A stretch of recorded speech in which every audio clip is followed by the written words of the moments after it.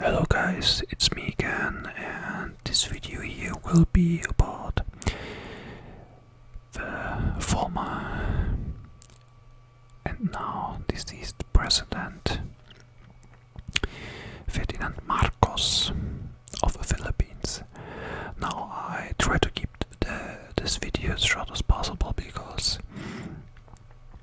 he was a very important figure in the history of the Philippines, and talking every single detail about his life would be like, I don't know, 1 hour or even more. But anyway, let's just start. So, Ferdinand Emanuel Idralin Marcos Sr. was born on September 11, 1917. So, yeah, 1917, it was during World War I. It was in the town of Sarat, Ilocos Norte, to Mariano Marcos and Josefa Idralin. His father was a lawyer and a congressman, and he was executed by the Filipino guerrillas as a Japanese propagandist and collaborator during World War II. And yeah, there's one thing.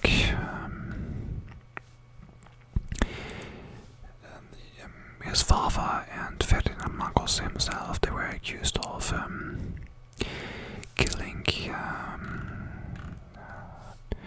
and political enemy. His name was Julio Nalundasan.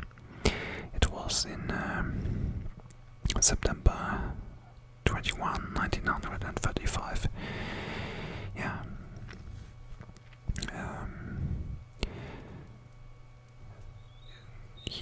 Julio Nalundasan, he defeated Ferdinand Marcos' father for a second time for a seat in the National Assembly. And yeah, he died. And both him and his father, they were accused of murdering him because he was a political enemy of them. And yeah, I believe that corruption has always been a big problem in the Philippines. Yeah, it is what it is. I'm sorry if I'm offending someone, but I'm just stating facts here. Yeah. Later, yeah, the military career of Ferdinand Marcos. But he was also lots of controversies and lots of, they accused many of his political enemies, and many historians now, they claim that he faked his military record. He was supposedly activated for service in the US Armed Forces in the Philippines after the attack on Pearl Harbor. And yeah, he claimed he was taken prisoners, but was released from prison on August 4, 1942. US military records show that he returned to the USAFIB forces in December 1944,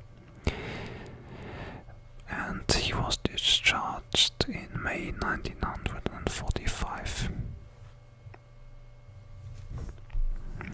But again here, there are many of his political enemies say that he faked his military record, or that he wasn't telling the whole truth, and yeah, what else not?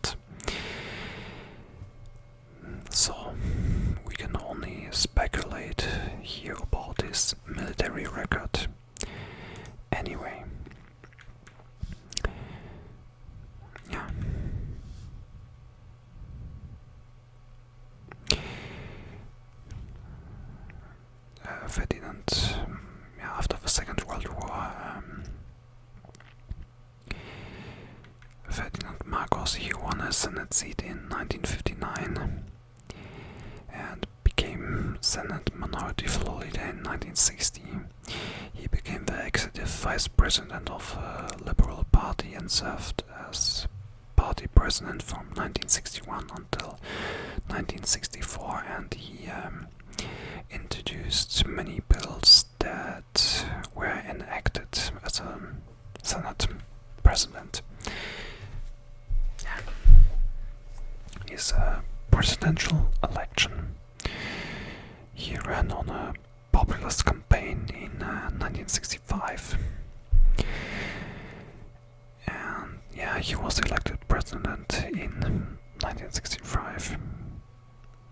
It was inaugurated as the 10th president of the Philippines on December 30, 1965. During the 1960s, it was a time where there was the Vietnam War and the Cold War. There were lots of tensions between USA and the Soviet Union, and so on.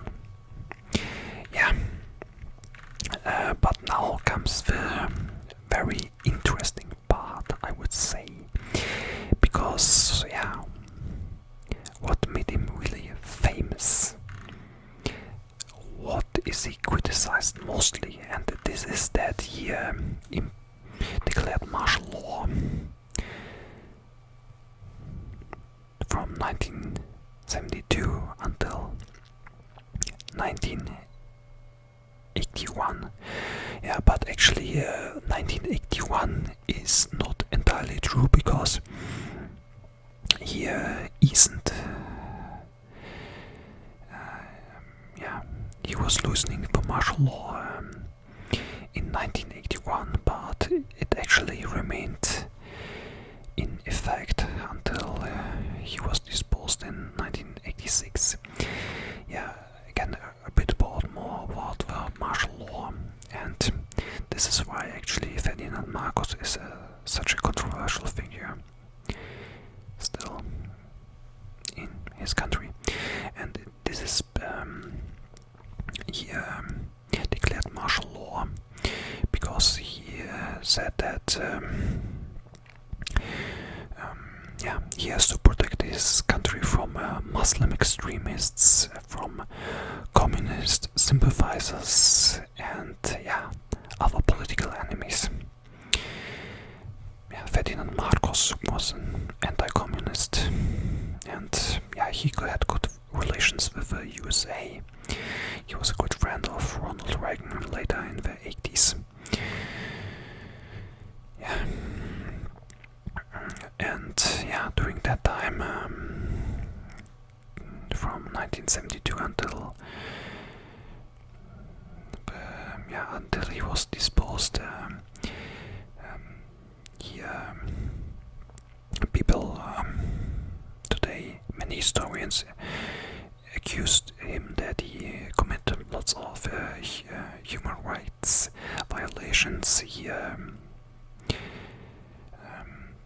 tortured 34,000 people who he considered political enemies, and of course he put people into prison who were suspected of being communist sympathizers or radical Muslims.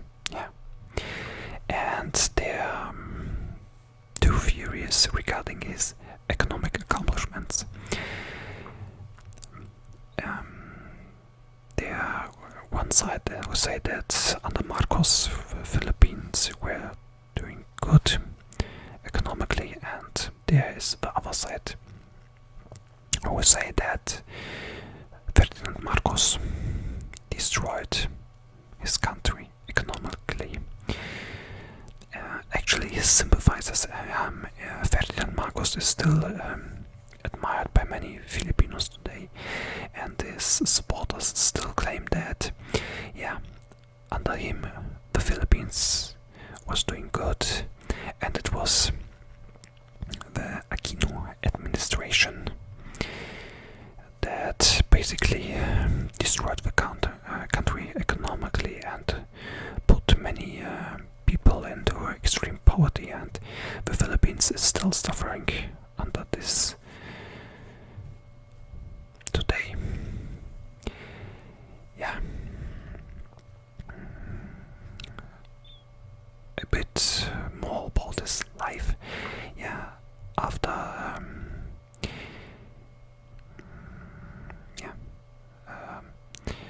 Marcos was disposed out of power in 1986 by the People Power Revolution, and yeah, his successor became Corazon Aquino, which I just mentioned. Many people say that the Aquino administration bankrupted the Philippines and stole lots of money from the Filipino people. Actually, I have to add that the Marcos family is also accused of stealing lots of money from the Filipino people. Yeah, Ferdinand Marcos, he died in exile in Hawaii in 1989. He was aged 72. Yeah, and that's basically everything I have to say about his life. He's one of his children, Ferdinand Bong Bong Romualdez Marcos Jr. He's the current president of the Philippines. Yeah, it's his son.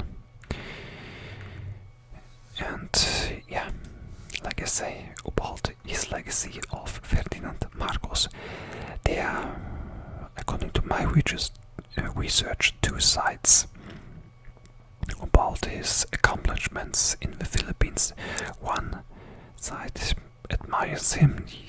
They say that, yeah, he was like the father of our nation. He loved this country, and under him the Philippines were doing good despite his human rights violation records. And there's the other side who say that, yeah, Ferdinand Marcos destroyed our country economically, and up until this day we still live, or many people still live, in extreme poverty because of him.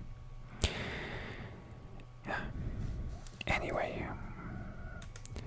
what do you guys think about Ferdinand Marcos? Do you think he was a great politician or not so much? Especially if you are from the Philippines watching that video, I would really like to know your opinion about that guy. Yeah, as always, I hope you're all doing well. Stay safe, and I see you guys next time. God bless and take care. Bye bye.